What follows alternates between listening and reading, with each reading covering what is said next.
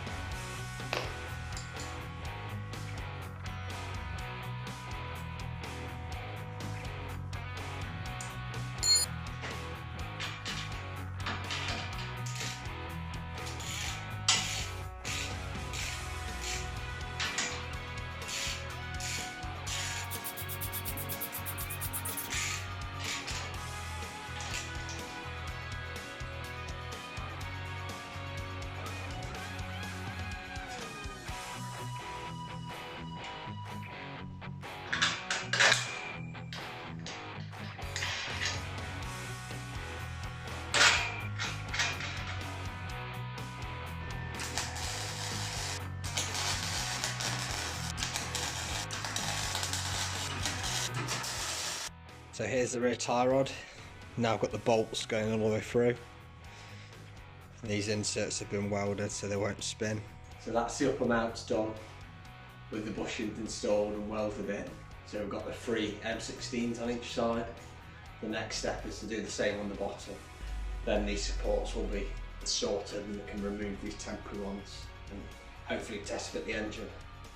If you're enjoying this build, give me a thumbs up and I'll keep putting videos out on my progress.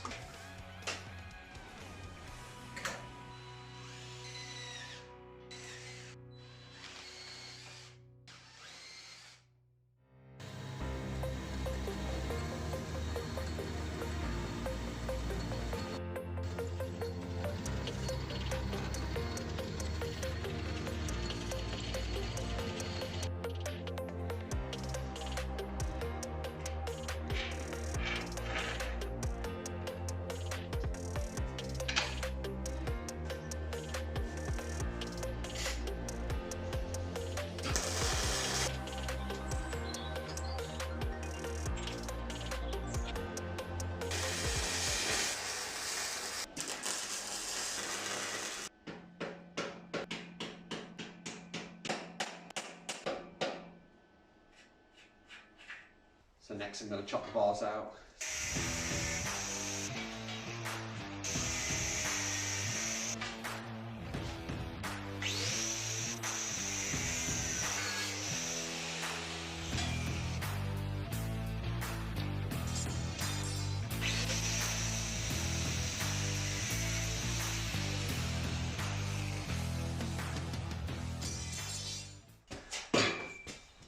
Well, that's it. It's supporting itself now. So these are now supporting the weight of the car. Okay, so let's take a second to talk about the exhaust, since that's why everyone loves this engine and that fantastic sound it makes. If you've watched some of the original startup, you can hear that it does scream a little bit already. This is the original Mercedes S600 exhaust. So you can see none of these lengths are equal. It's quite suffocated. The explosion gas from this pipe has to push its way past the gas from this pipe and this pipe. So meaning this pipe's got a short length, this has got a longer length, and that's got the longest length. That steals some of the sound, but in the original car, it would have been a luxury vehicle, so that was part of the purpose of it, was to keep the sound low while making it a massive engine and lots of power. So you can see here we've got 2 sets of 3. So it's the same on the Zonda, it uses 2 sets of 3. It doesn't actually do a 6-to-1, so people say do 6 pipes into 1 pipe, but that's not what the Zonda used. That actually gives you a slightly higher pitch but a bit more of a raspy tone, so I'm going for what the Zonda used. So the plan for the exhaust is that I'm going to do a 6-to-1 setup, so very similar to this, but these are going to be equal length. So we'll have these 3 pipes collected, then 3 pipes collected, all the same length, then they're going to merge and then they'll carry on back. The Zonda actually doesn't have an X pipe either, but the way it works is that the exhaust, when they come out the rear of the car, are so close together that the sound mixes at the tips. On my build, because I'm going to have the exhaust separated, I will be using an X pipe. So after it comes out of these 3 banks, merges, goes through some catalytic converters, it will go through an X pipe to merge the 2 banks, and then I have some silencers just to refine the sound, to take the raspiness off it, to make it a nice high-pitched sound.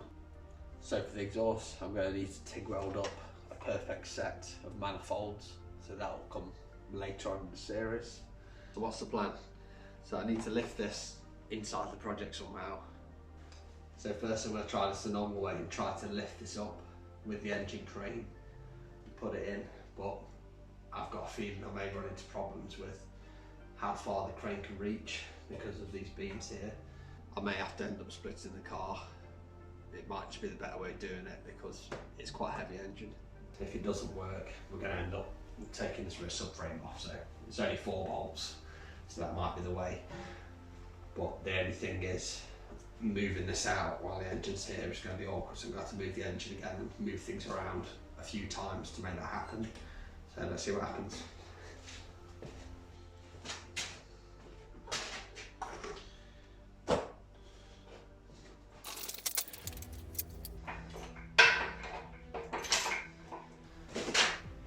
gonna go. I'm not gonna talk much through this because I'm gonna try and focus. I really don't want to damage this engine.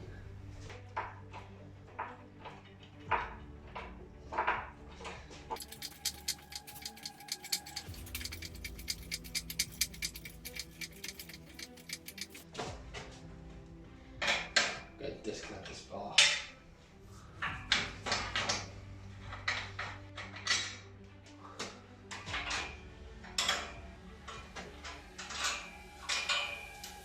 So at this stage, I think it might actually work, especially now I've taken that bar off. I may be able to do it.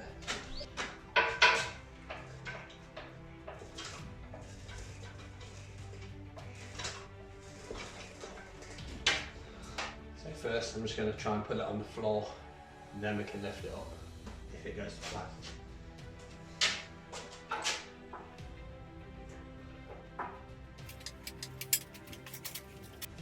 So I'm struggling a bit with the floor. One of my wheels is hitting part of the drain, so I'm going to roll the car back instead.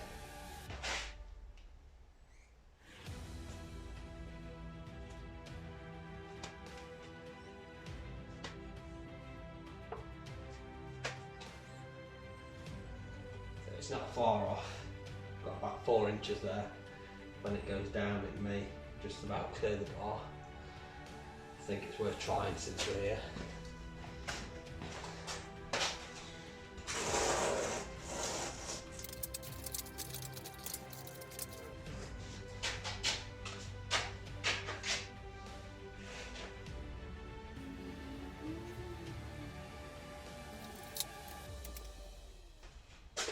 So the issue I'm running into is the crane can't quite reach far enough.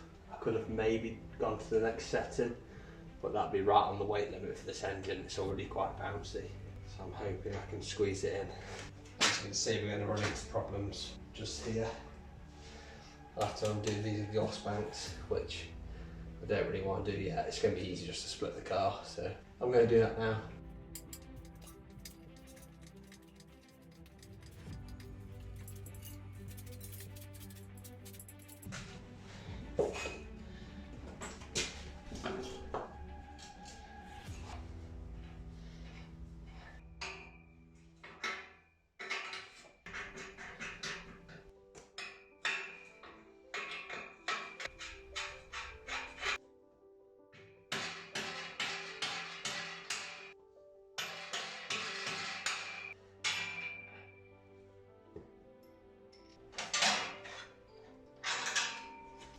So this is why I use this system with the tie rods, because it makes it all quite adjustable and easy. Thankfully it's quite well balanced, so it's not going to move.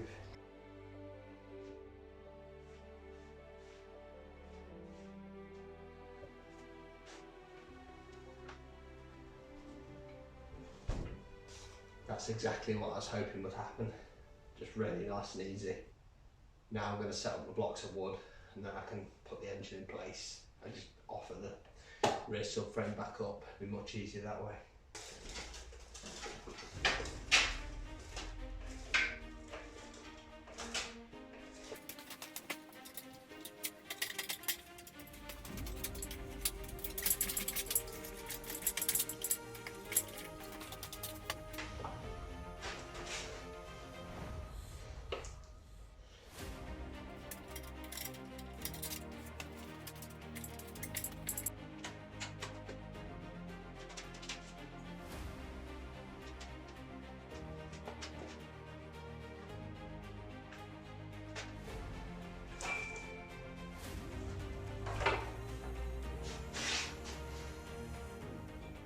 Well, that's it.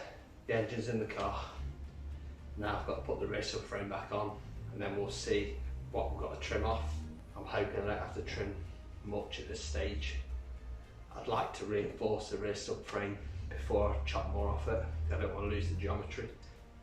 But this is the first time I've had the engine in the car, so it's really exciting to start to see it. Obviously this is sat way too low. It needs to come up. Engine height's about here. I'm going to leave the engine at this height for now. Let's get that rear part back on.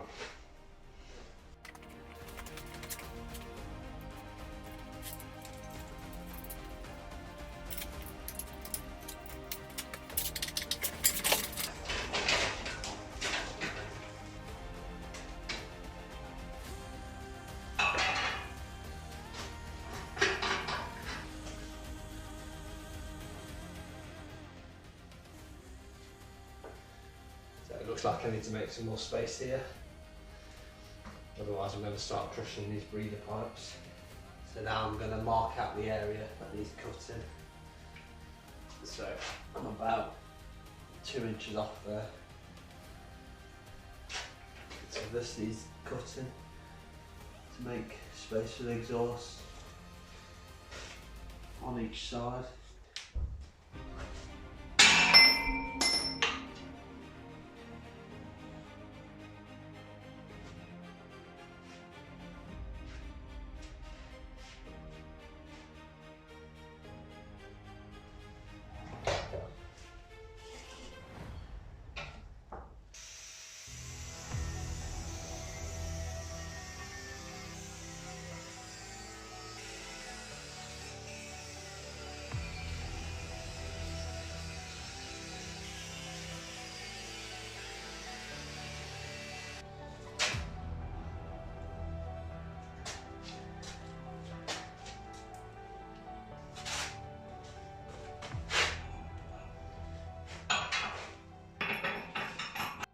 So I want to be careful of these pipes. I think these are already potentially broken.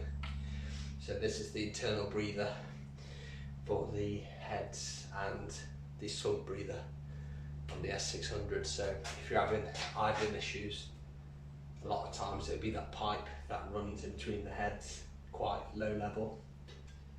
It's made of plastic, it normally breaks. Obviously this engine's going to get stripped and rebuilt before it's used in the project anyway, but I may want to test it in between them, and then when we're ready I'll take the heads off and do the valve seals, them kind of things, fallen jobs or gaskets at the front of the engine, anything that's likely to drip, because all these gaskets are all a bit hard and crusty from all the years of sitting. So I think we're close enough that I can put this bolt in.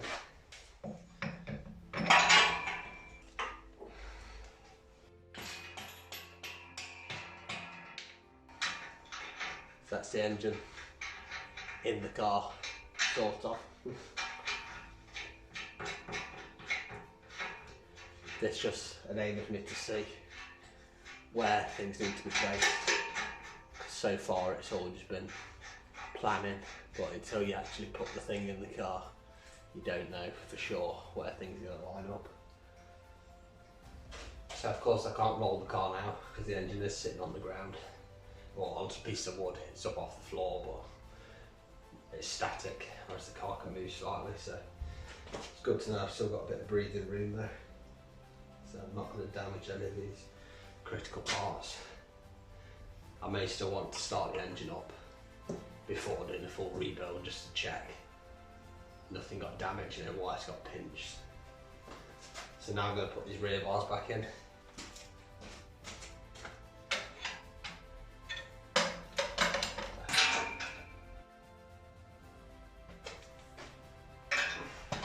Okay, so it's the first proper look at seeing the engine roughly in place. So now I'm going to do these upper tyres and lower tyres and see where they align. They're going to sit quite tight to the back of the engine, but hopefully it just about clears because we've got that height difference that still needs to happen. So for now I'm putting these through from the underside. Really it'd be better being this way in case the nut falls off, it doesn't compromise the joint. But for now, just while we're dry assembling, I'm just going to put it this way.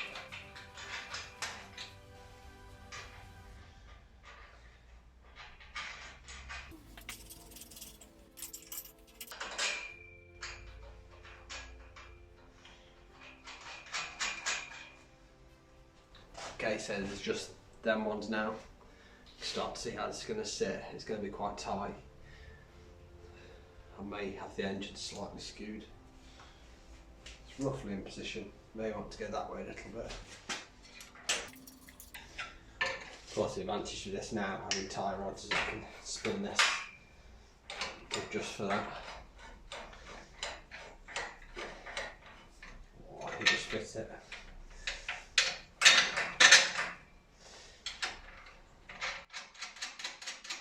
So this is just the first mock-up, but we'll see how it looks on the other side.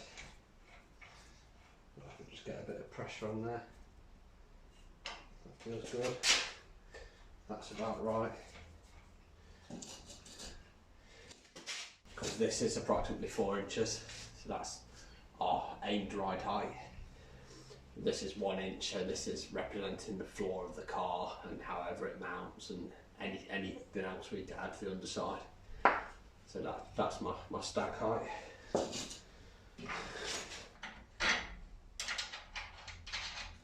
Got some of these bits are temporary as well, these spacers. They're going to be replaced with machine parts. Okay, so as you can see, engine's test fit in the car.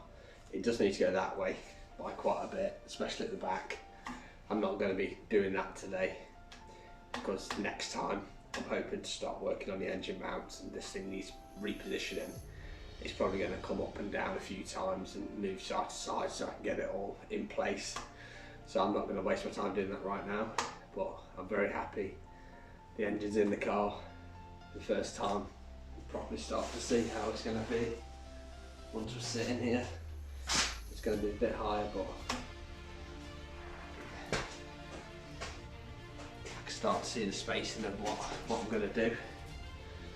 So we're going to put the fuel tanks actually on either side, similar to an F40 or a Blado. We're going to make sure there's good enough gap to the headers, and we're going to heat proof material it all anyway. So they're going to be 2 aluminium tanks, 1 on each side. I plan to put all the ECUs and that just in front of the rear wheels, just in these voids. And then there's going to be radiators on each side over here, just on the outside of the car. So I hope you enjoyed this episode. If you did, give me a thumbs up. It takes a lot of effort making these videos, so if you want to see more, keep interacting, keep commenting, keep giving me positive feedback, and I'll keep putting the time in to make these happen. This is a build that I started before YouTube, so I was always going to build this car, just like many others. But it's the first one I've ever recorded. If everyone enjoys it, I've got plenty more things to come. I've already got my next projects, which are even crazier than this, so if you subscribe and support my channel, then I think we can do something pretty cool there. This was actually quite a powerful engine. It was more powerful than a lot of the Ferraris and Lamborghinis at the time, so that's why these have such a fantastic reputation. I just want to take a second to thank everyone for the positive comments on the last video. I'm doing my best to improve the videos and really make them good, so if you enjoy this, give me a thumbs up. I'll keep putting the effort in to record these builds.